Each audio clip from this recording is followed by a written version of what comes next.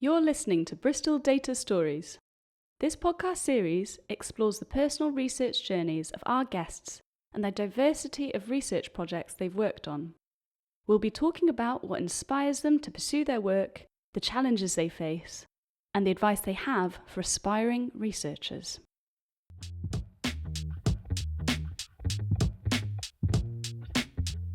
Hello and welcome to Bristol Data Stories, the podcast where we talk with people using data science in research. Brought to you by the Jean Golding Institute at the University of Bristol. I'm your host, James Thomas.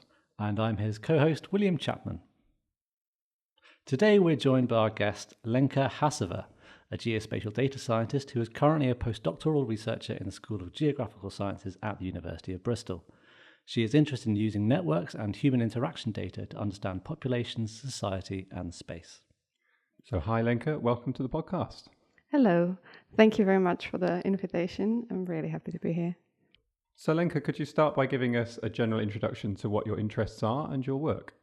Of course. I'm in general interested in any kind of data on human interaction in space and using networks in building understanding of population, society, and space in general.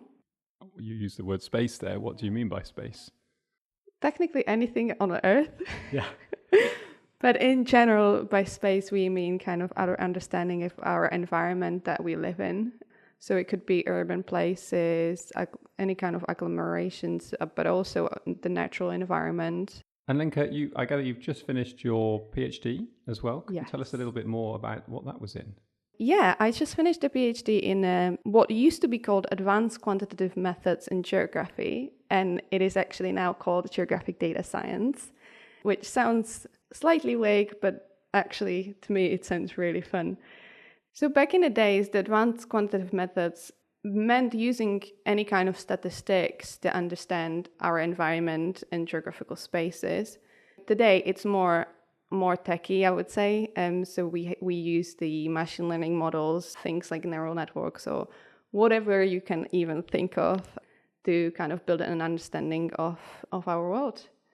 And I guess nowadays there's been a big explosion in data as well, the availability of data. Absolutely. I suppose that has impacted the field. Yes, absolutely. I think the more data we're seeing, the more the field keeps growing. So the interesting part is that whatever you're recording, it has some kind of the notion of time and space. You record something somewhere.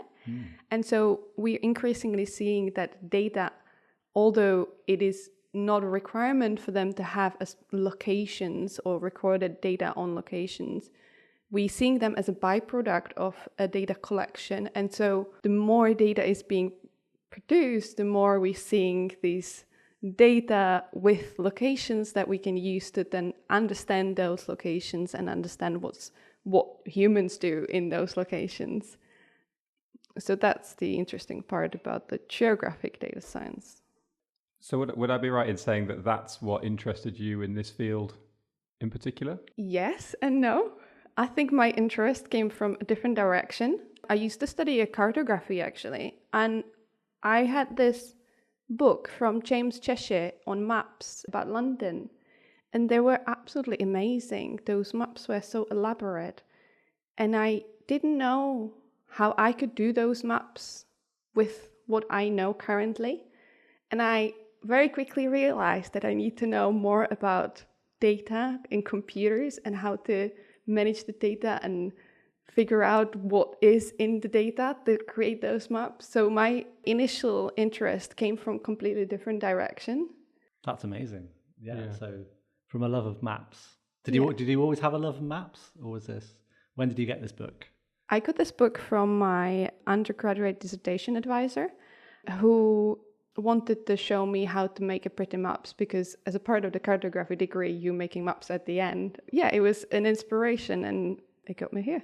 I guess just if I think back to when I did geography at secondary school, I never had a knowledge then of how data-driven the field, especially the kinds of things that you've been working on, is nowadays. It is, and it's a weird inconsistency in education systems all around the world. The kids on the high schools, they're not really taught that side of the geography, and they only start to realize that something like that exists, and they could do something like that after they graduate and maybe go to university and start seeing the geographers around them, if that makes sense.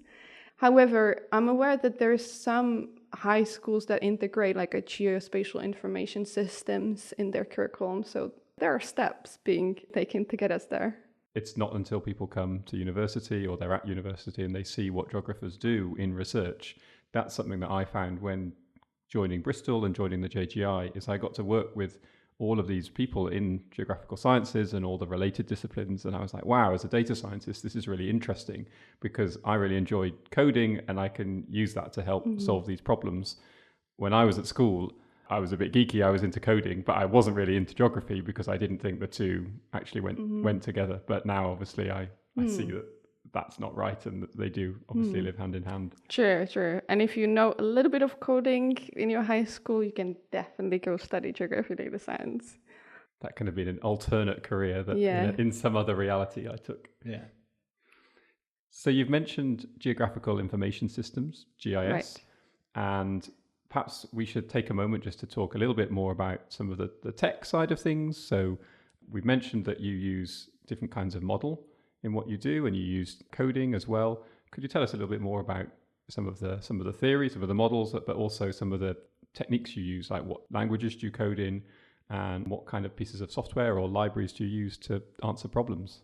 In a primary school, I took out a club, an afternoon club, where I was coding in HTML. And I remember I did that for 2 sessions and then got really bored because the HTML is so kind of uniform, I guess. There's not much you can learn, just copy and paste. And at that time, I thought I would get the coding again, but then maps got me there. So on my master's, I picked up R. So I started in R, and on my PhD, then I picked up Python, and now I'm a fully Pythonista. You can say I only use R for teaching purposes, or if alternative module doesn't exist in Python. But other than coding, it is always useful to know more. So we, for example, use GitHub to share our research. We sometimes use JavaScripts to make maps. Not my favorite, though.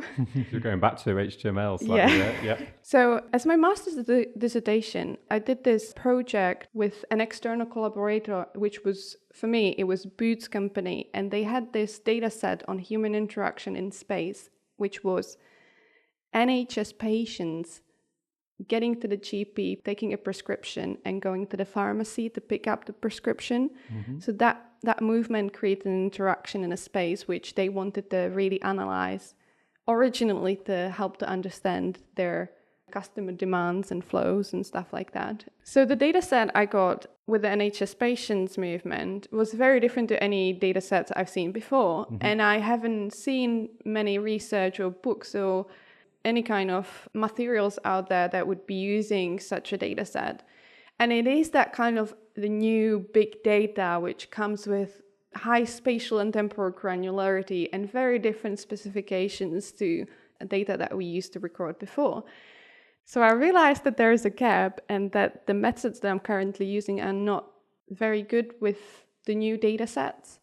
And because I didn't know much about it, I wanted to go to do a PhD and study this gap and figure out what is it about the new data sets that maybe we could study, what's so different, and how can we build better models to capture those data. Wonderful. It sounds like sort of the new world of data has sort of opened up new areas for research within sort of geography as a whole. Would you say that's accurate? And that's very sort of much part of the thing that you've been doing? Absolutely. Are there sort of models there, sort of scientific theories, which you wouldn't want to apply or you can't apply to this new granular data set that you have? Yeah, that was exactly my question. Yeah. So the models we usually use to predict population movement in space, we use models based on gravity equations.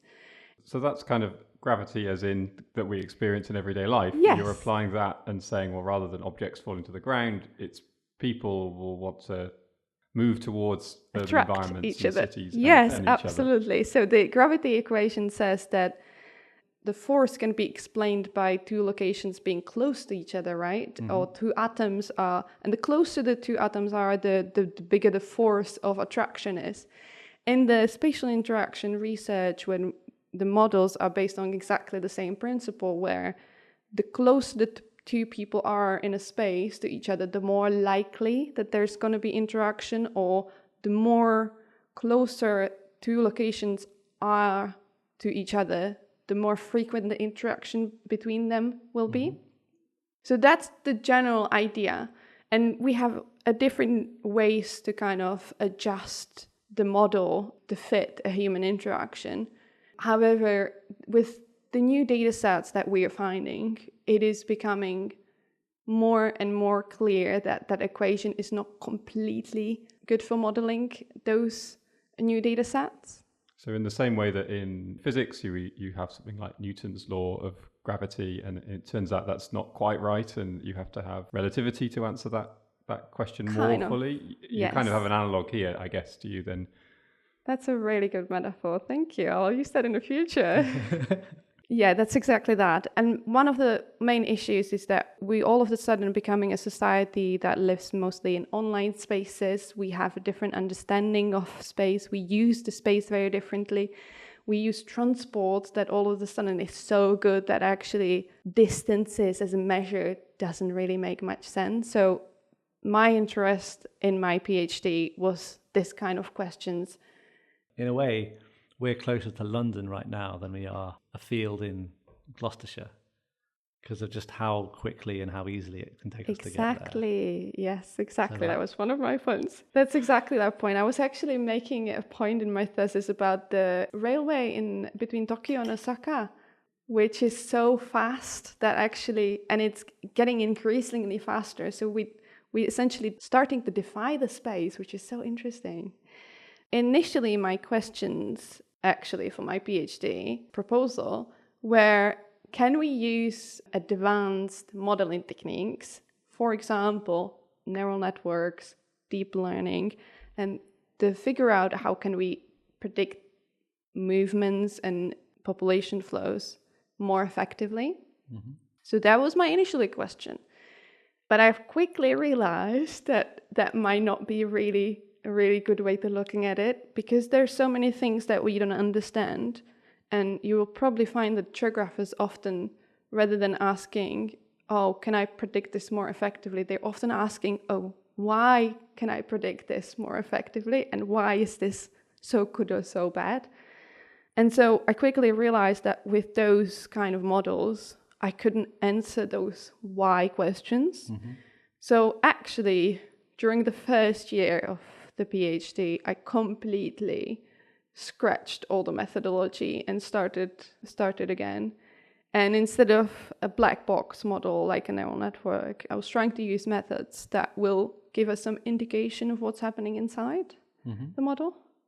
So some kind of explainability. That's neural networks, other sort of deep learning AI approaches are very powerful, but it's very difficult to know what's going on and how they work. So you were interested in, can you use a slightly less detailed method or a less detailed model, but something that at least you can explain why it's come to the outputs it has? Exactly. The explainability, I think it's the important part, because again, often we're asking questions, why is this happening and why does it work the way it works? And having the explainability is really important to me. And I think it is important for any kind of research. Whatever you're doing, you need to be able to, at the end, explain what you've done and how it worked. And so I'm increasingly finding those black box models harder and harder to apply in my research. So what models have you found success with? Well, all models could work. But in my thesis, I used gradient boosting trees and a Bayesian inference. And I find it really interesting because they're a bit more pragmatic about their assumption, especially the Bayesian inference. And it's more fun to know what's happening on the other side and what you're trying to understand. Brilliant. Can you give us a sort of a flavor of some of the results you had from that? Sort of bring it back down to explaining how people move in space. This is a really hard question for me to actually answer because my PhD is mostly methodological and mostly asking questions about how these models work. So I didn't really answer any major life-changing questions. One of the things that maybe came out of the thesis was that it is good to be pragmatic in how you validate your models, mainly because the models that we use most of the time, we validate them by using certain statistics, let's say root mean square error, and these kind of things. However, that number doesn't really tell us anything about how the model replicates the interaction in a spatial context, for example. So one of the things I suggested, and which is not my idea actually, it's based on somebody else's, but one of the things I explored was how can we validate models, not just statistically, but also can our models replicate the patterns, the spatial patterns of the interaction that we're seeing in the data.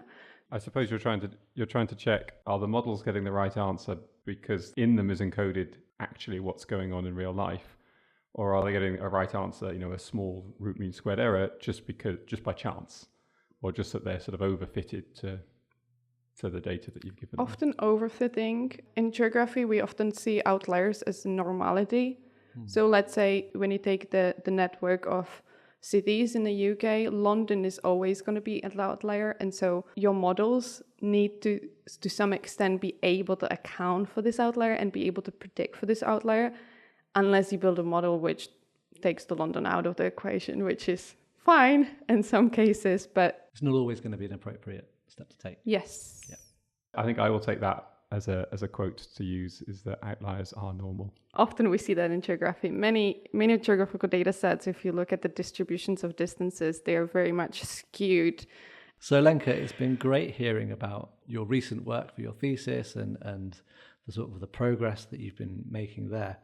Can you give us a little bit of a window on how it all started for you? So you mentioned earlier that you were studying cartography as an undergraduate degree. How did you get into that? What started your journey there? And just tell us a story about how you started there and came to the UK and to Bristol. So when I was in a high school, or what you would call a high school in the UK, I quickly realized that although I'm not super good in maths, I was very good in descriptive statistics, which is all about understanding space and how you cut space and shape space. So I've had an epiphany at that moment, and I thought, okay, I need to use this ability for something. It's like being a superhero. You have a superpower and you want to use it for something. And so I've been looking at what could I go study in the undergrad, and I found that either I could do a geography, GIS and cartography, so using that ability to see a space to make pretty maps, or I could be an architect. And I quickly realized that having a career as an architect is very, very hard. So cartography it was. So I started making maps, and I did my undergrad over 4 years, from which 1 year was an exchange year where I came to UK to Salford, Manchester, to study remote sensing in GIS. And it was really, really interesting experience, and it completely flipped my understanding of what education is. My education thus far was very much based on answer test of A, B, C, D, learn some facts, and then we'll test you on those facts. And there was very little push on developing your own thinking about things.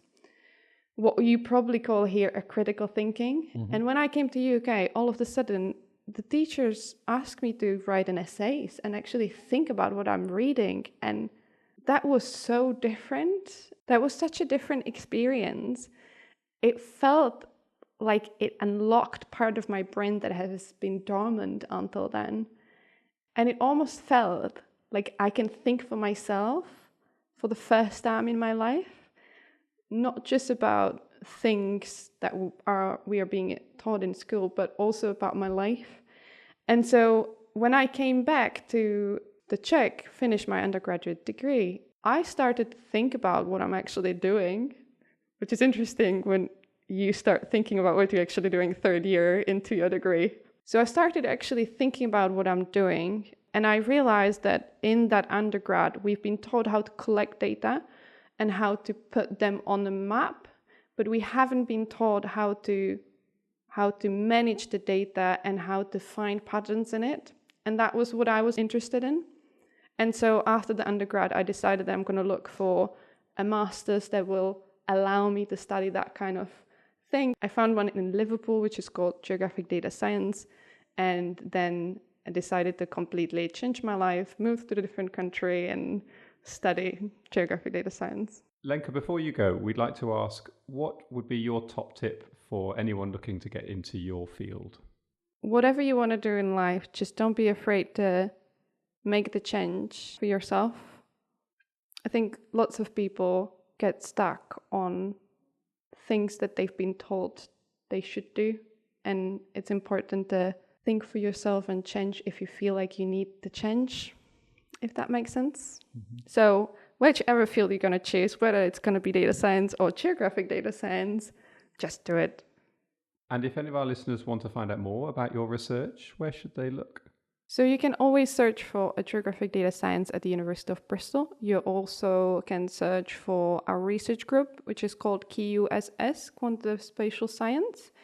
And if you want to know more about me, I am on Twitter or X or whatever it's called now. And I have a GitHub repo. I have a website which shows you just general information. You can read some of my blog posts on methods and learn something. And we'll share links to all of those in the description of the episode. And finally, thank you, Lenka Hasova, for telling us your data story. And thank you to our listeners for tuning in. If you have any ideas for guests you'd like to hear from or topics we should discuss, we'd love to hear from you. You'll find contact details and a link to join our newsletter in the description. Your hosts today were James Thomas and William Chapman. Your producer was Kerry Turksey, and Bristol Data Stories was brought to you by the Jean Golding Institute at the University of Bristol.